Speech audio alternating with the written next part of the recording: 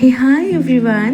হ্যাঁ, আমি জানি এখন আমার ডেইলি ব্লগগুলো আগের মতো রেগুলারভাবে পোস্ট হচ্ছে না, মাঝে বেশ কিছুদিনের গ্যাপ চলে আসছে। তবে এখন থেকে চেষ্টা করব রেগুলার বেসিসে ভিডিও পোস্ট করার। আসল কারণটা হচ্ছে দিদিরা যেহেতু এই মাত্র 7টা দিনের জন্য আছে, তাই এই সুন্দর মোমেন্টগুলো এতটাই মজা করে কাটাচ্ছি যে ভিডিও এডিট করে তোমাদের সাথে শেয়ার করার কথা মনেই থাকছে না। এই দেখো না, সেই দিনকে আমার কলেজ ছিল, তাই সকাল সকাল কলেজের জন্য রেডি হয়ে তারপর চলে গেছিলাম বড় কাকিদের বাড়ি। গিয়ে তো দেখি বৌদি বানিয়েছে গরম গরম কড়াইশুটির কচুরি, সাথে আলু পনিরের একটা দম, আর তার সাথে বড় কাকি বানিয়েছিল পাকন পিঠা। সেই দিয়ে সকালে জল খাবারটা কমপ্লিট করে আমি বেরিয়ে পড়েছিলাম একটা শুটের উদ্দেশ্যে। এই মাত্র বললাম যে আমার কলেজ আছে, তবে সেই দিনকে আর কলেজে যাওয়া হয়নি। সেই দুঃখের কথা আর কি বা বলি। তোমরা তো এতক্ষণে জেনেই গেছো যে আগামীকাল অর্থাৎ 3 মার্চ হতে চলেছে আমাদের মিনি স্টেডিয়ামে একটা বসন্ত উৎসব, যেটা প্রথমবারের জন্য স্পন্সর করছে আমাদের Bilasipara AVAP student unit, powered by Hungarian restaurant and powered by iTech computer institute. আর যে ভিডিওটা তোমরা অলরেডি দেখে নিয়েছো, সেই ভিডিওটা আমরা সেই দিনকে শুট করতে গেছিলাম।